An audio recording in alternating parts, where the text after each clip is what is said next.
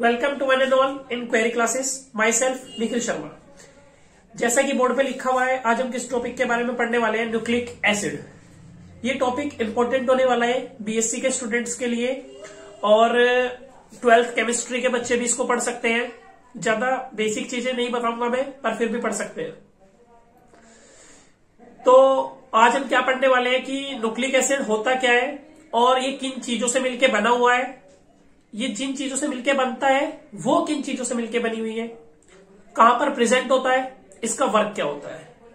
ठीक है, nucleic acid क्या होता है ये जानने से पहले आप मुझे ये बताइए, खैर आप बता नहीं सकते हो क्योंकि ये एक ऑफलाइन क्लास है, पर फिर भी कि ऐसा होता है कि मेरी शक्ल मेरे पेरेंट्स से मिलती है, मेरा नेचर मेरे ब्रदर से मिलता है, तो ऐसा क्यों है?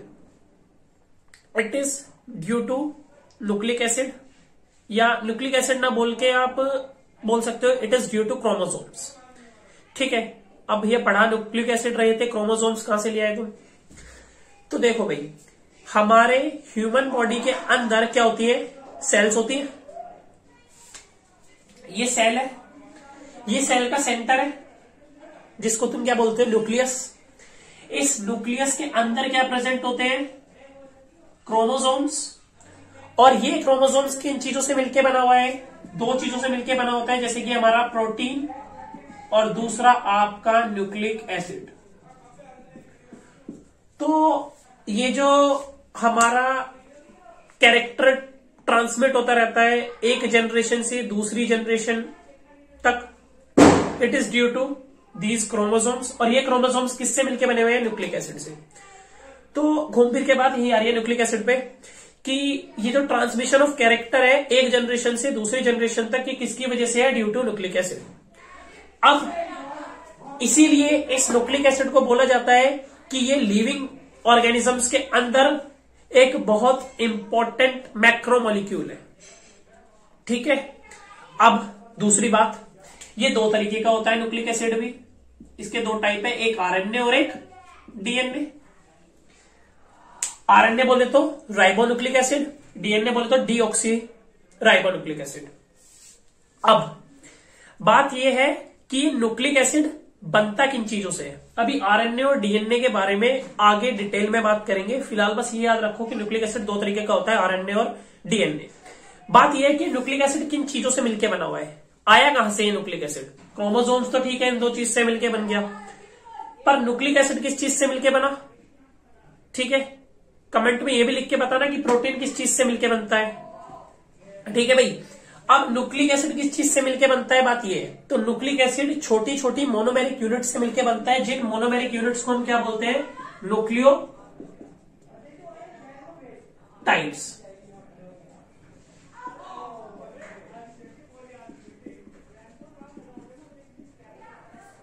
न्यूक्लिक एसिड छोटी छोटी मोनोमेरिक यूनिट से मिलकर बनता है, जिनको हम क्या बोलते हैं? न्यूक्लियोटाइड्स। ये काफी सारी मोनोमेरिक यूनिट्स मिलके हमारा क्या बनाती है? डीएनए या आरएनए, जिनको हम क्या बोलते हैं? Nucleic acid. इसके बाद इंपॉर्टेंट बात यह है कि ये न्यूक्लियोटाइड किससे मिलके बनता है? ये न्यूक्लियोटाइड किससे मिलके बनता है? ये 3 पार्ट से मिलके बनता है। वो 3 पार्ट क्या क्या है? पहला पार्ट आपकी एक शुगर होगी, दूसरा बेस, और तीसरा फॉस्फोरिक एसिड। न्यूक्लियोटाइड जो कि मोनोमेरिक यूनिट है न्यूक्लिक एसिड की, वो 3 पार्ट से मिलकर बनता है, शुगर, बेस और फॉस्फोरिक एसिड। बुक्स में लिखा होगा बेस की जगह पर हेट्रोजीनियस बेस या नाइट्रोजीनियस बेस, घबराना मत, एक ही बात है। ठीक है, मेन बात है कि बेस होगा। शुगर की जगह भी लिखा हुआ मिल सकता है, पेंटोस शुगर होगा। ठीक है, तो न्यूक्लियोटाइड हमारा 3 चीज से मिलकर बना है, शुगर, बेस और फॉस्फोरिक एसिड। अब ये तीनों चीज क्या है, इनके बारे में हल्का हल्का सा और बता देता हूं।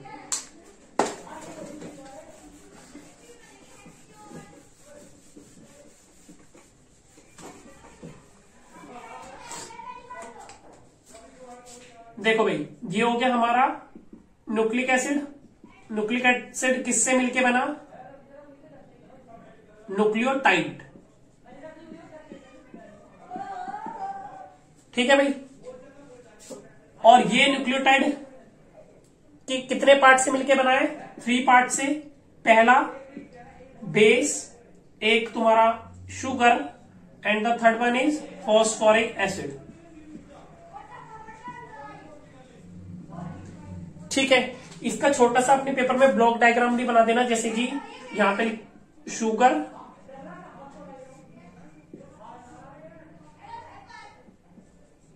यहां पे लिखना फॉस्फोरिक एसिड, और यहां तुम्हारा बेस। ठीक है भाई। अब बात करता हूं कि इसके अंदर जो शुगर प्रेजेंट होती है वो शुगर कौन सी शुगर है? ग्लूकोज तो नहीं है, गैलेक्टोज वगैरह तो नहीं है। ठीक है, तो शुगर बेस कौन सा प्रेजेंट होता है? और फॉस्फोरिक एसिड। सबसे पहली बात करता हूं मैं शुगर की। देखो, जो शुगर प्रेजेंट होता है जिससे मिलके हमारा न्यूक्लियोटाइड बनता है, वो शुगर होती है आपकी पेंटोज शुगर। ठीक है भाई, शुगर कौन सी होती है? Pentose sugar. अब पेंटोज शुगर है तो इसको मैं ये भी लिख सकता हूं कि 5 कार्बन शुगर होती है वो। ठीक है, पेंट लिखा है ना, तो शुगर जो होती है वो कैसी होती है? 5 कार्बन शुगर होती है, मतलब उसके अंदर 5 कार्बन प्रेजेंट रहते हैं। ये शुगर भी कितने तरीके की होती है? 2 तरीके की होती है। जैसे कि पहली मेरी राइबोज शुगर और दूसरी डीऑक्सी राइबोज शुगर। पहली शुगर राइबोज और दूसरी डीऑक्सी राइबोज। ठीक है भाई, ये राइबोज उस आरएनए की वजह से है और ये डीऑक्सी राइबोज डीएनए की वजह से है, क्योंकि 2 तरीके के न्यूक्लिक एसिड होते हैं, इसीलिए 2 तरीके की क्या है तुम्हारी शुगर भी 2 तरीके की है। अगर मैं इनके डायग्राम की बात करूं तो इनका डायग्राम कुछ इस तरीके से है।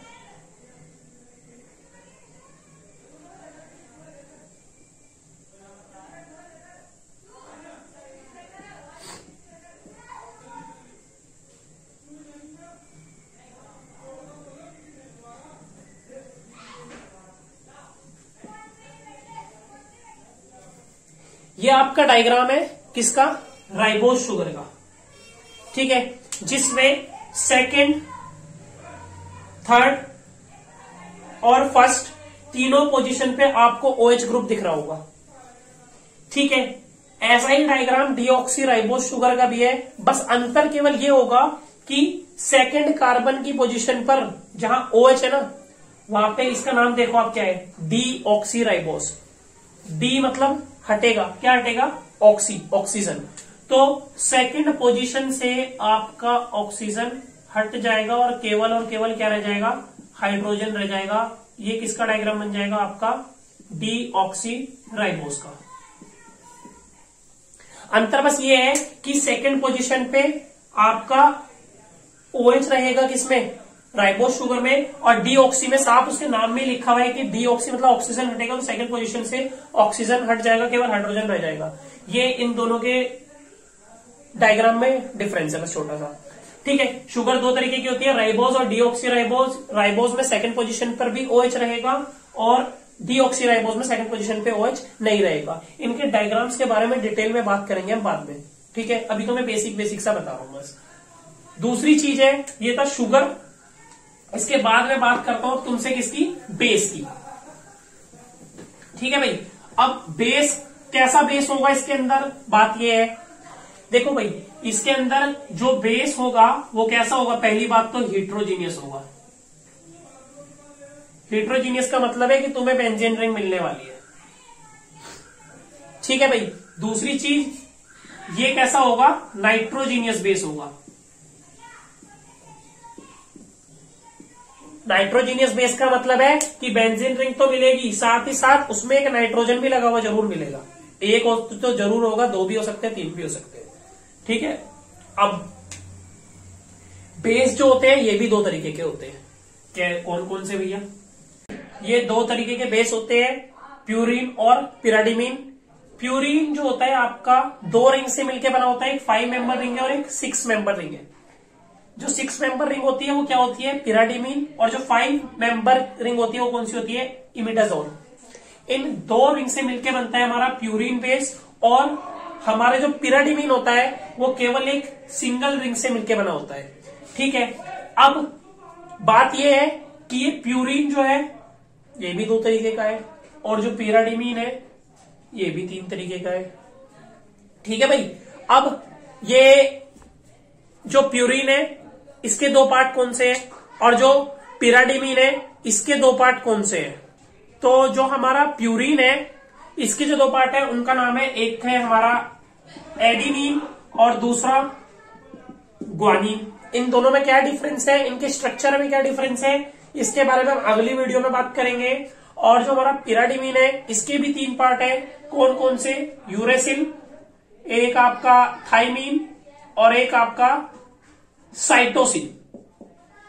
देखो जो हमारा डीएनए और आरएनए है ना, इन दोनों के स्ट्रक्चर में एक छोटा सा डिफरेंस है, वो ये है, एक तो यही हो गया इनकी जो शुगर का है कि सेकंड कार्बन पे किसके अंदर, डीएनए के अंदर ऑक्सीजन नहीं होता, और राइबोस शुगर के अंदर ऑक्सीजन प्रेजेंट रहता है, मतलब OH ग्रुप होता है वहां। दूसरा डिफरेंस ये है कि जो हमारा डीएनए होता है वो 4 बेस से मिलकर बना होता है, कौन कौन से, एडेनिन, ग्वानिन, और आपका एक साइटोसिन, और तीसरा आपका थाइमीन।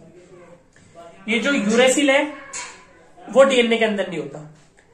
वहीं आरएनए भी 4 तरीके के बेस से बना होता है, कौन कौन से, एडेनिन, ग्वानिन, साइटोसिन और यूरेसिल। तो डिफरेंस ये भी है एक कि थाइमीन जो है ये बेस किसके अंदर होता है, हमारा डीएनए के स्ट्रक्चर के अंदर, जबकि यूरेसिल किसके अंदर होता है, आरएनए के अंदर। ठीक है, इनकी स्ट्रक्चर्स के बारे में, ये जो हमारे 5 तरीके के बेस हो गए एक तरीके से, पिराडिमीन और प्यूरिन के जो पार्ट्स हैं ये, इनके स्ट्रक्चर वगैरह के बारे में हम आगे डिटेल में बात करेंगे। अभी हमने डीएनए और आरएनए के बारे में भी कोई बात नहीं करी है, इनके स्ट्रक्चर्स, इनके डिफरेंस के बारे में हम बाद में बात करेंगे। ठीक है, अब जो थर्ड पार्ट रह गया है हमारे न्यूक्लियोटाइड्स का, वो क्या है, फॉस्फोरिक एसिड। पहला हमने पढ़ लिया शुगर, दूसरा पढ़ लिया हमने बेस, और तीसरा फॉस्फोरिक एसिड। देखो जो फॉस्फोरिक एसिड है इसका मेन काम क्या है, देखो भाई, it is responsible for diester linkage between nucleotides. जो हमारे न्यूक्लियोटाइड्स होते हैं उनके बीच में जो डाइस्टर लिंकेज होती है ना, वो हमारे फॉस्फोरिक एसिड की वजह से होती है। दूसरी अच्छी बात यह है कि जो हमारा फॉस्फोरिक एसिड होता है इसी की वजह से हमारा जो डीएनए और आरएनए होता है ये एसिडिक इन नेचर होता है। क्यों, क्योंकि जो हमारा फॉस्फोरस होता है, अगर मैं फॉस्फोरिक एसिड, अगर मैं इसके स्ट्रक्चर की बात करूं तो इसके पास एबिलिटी होती है किसको, प्रोटॉन को, क्या, प्रोटॉन को डोनेट करने की। वहीं जो हमारा बेस है उसके पास क्या है, प्रोटॉन को एक्सेप्ट करने की। नाइट्रोजन के पास क्या है, प्रोटॉन को एक्सेप्ट करने की क्या है, एबिलिटी है, इसलिए उसको नाइट्रोजीनियस बेस कहा जा रहा है। ठीक है, अब इसके बाद एक और पॉइंट है ये कि जो हमारा डीएनए और आरएनए होता है उसके ऊपर जो नेगेटिव चार्ज होता है वो भी हमारा फॉस्फोरिक एसिड की वजह से होता है। ठीक है, ये इसके 3 इंपॉर्टेंट पॉइंट है। एक तो यही कि डाइस्टर लिंकेज बिटवीन न्यूक्लियोटाइड्स, दूसरा acidic nature of DNA and RNA due to phosphoric acid, तीसरा जो मैंने अभी भी बताया तुम्हें कि जो नेगेटिव चार्ज होता है डीएनए और आरएनए के ऊपर वो भी तुम्हारा फॉस्फोरिक एसिड की वजह से होता है। अब जो लास्ट पॉइंट है, अगर तुम थोड़ा बढ़ाने के लिए लिखना चाहते हो अपने पेपर के अंदर तो तुम ये भी लिख सकते हो, टाइप्स ऑफ न्यूक्लियोटाइड्स, कि न्यूक्लियोटाइड के भी टाइप्स होते हैं, जैसे कि पहला मोनोन्यूक्लियोटाइड, दूसरा डाइन्यूक्लियोटाइड और तीसरा पॉलीन्यूक्लियोटाइड। चलो इतने मैं लिख रहा हूं, इतने तुम चैट बॉक्स में वैसे लिख सकते हो कि पॉलीन्यूक्लियोटाइड का एक एग्जांपल लिख सकते हो तुम। ये न्यूक्लियोटाइड के क्या है, टाइप्स है, 3 तरीके का होता है तुम्हारा न्यूक्लियोटाइड, एक मोनो, एक डाई और एक पॉली। ठीक है, मोनोन्यूक्लियोटाइड क्या होगा, जिसके अंदर एक फॉस्फोरस होगा, बताओ, नहीं जी, मोनोन्यूक्लियोटाइड वो होगा जिसके अंदर एक ही न्यूक्लियोटाइड यूनिट होगी। डाइन्यूक्लियोटाइड वो होगा जिसके अंदर 2 न्यूक्लियोटाइड यूनिट होगी। पॉली न्यूक्लियोटाइड वो होगा जिसके अंदर बहुत सारी न्यूक्लियोटाइड यूनिट होगी। तो जैसे कि अगर मैं मोनोन्यूक्लियोटाइड के एग्जाम्पल की बात करूं तो इसको आपने बहुत अच्छे से बचपन से पढ़ते आ रहे होगे। ATP, adenosine triphosphate, currency of energy in human beings, ये आपका एग्जाम्पल है मोनोन्यूक्लियोटाइड का। ठीक है, ये एक ही न्यूक्लियोटाइड यूनिट से मिलकर बना होता है। वहीं अगर मैं डाइन्यूक्लियोटाइड की बात करूं तो NAD+, और अगर मैं पॉलीन्यूक्लियोटाइड की बात करूं, इसके बारे में हम बाद में बात करेंगे प्रोटीन वाले चैप्टर में। ठीक है, और अगर मैं पॉलीन्यूक्लियोटाइड की बात करूं तो इसका एग्जाम्पल क्या हो जाएगा, यही जो तुम पढ़ रहे हो, DNA, RNA, क्योंकि ये बहुत सारे न्यूक्लियोटाइड से मिलके बना होता है। जो लास्ट टॉपिक है एक छोटा सा, वो जो मैं आज पढ़ाने जा रहा हूं, वैसे तो अभी बहुत टॉपिक बच रहे हैं, DNA बच रहा है, RNA बच रहा है, तुम्हारे बेस के स्ट्रक्चर बच रहे हैं, उनकी रिएक्शंस बच रही है। आज का जो मेरा लास्ट टॉपिक है वो मैं ये बताना चाह रहा हूं, तो पढ़ाऊंगा तुम्हें न्यूक्लियोसाइड। देखो, तुमने न्यूक्लियोटाइड पढ़ लिया ना, न्यूक्लियोटाइड में हमने पढ़ा कि जिसके अंदर क्या होगा, फॉस्फोरिक एसिड, दूसरा बेस, तीसरा शुगर, उसको बोल देंगे हम न्यूक्लियोटाइड। अगर मैं इसी न्यूक्लियोटाइड में से क्या हटा दूं, ये फॉस्फोरस हटा दूं, क्या रखूं, बस केवल और केवल शुगर एंड बेस, तो इसको क्या बोलते हैं, न्यूक्लियोसाइड। ये पूछ ले जाता है वैसे 1 नंबर में। और इंपॉर्टेंट बात ये है जो 1 नंबर में पूछनी चाहिए, MCQ में पूछ सकता है तुमसे, कि इस लिंकेज का नाम क्या है। ये लिंकेज होती है हमारी ग्लाइकोसिडिक लिंकेज।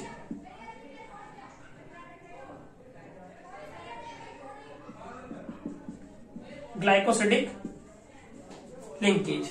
इसके आगे का मैं अगली वीडियो में कंटिन्यू करूंगा। वीडियो अच्छी लगी हो तो लाइक करें और चैनल को सब्सक्राइब करें। Thank you.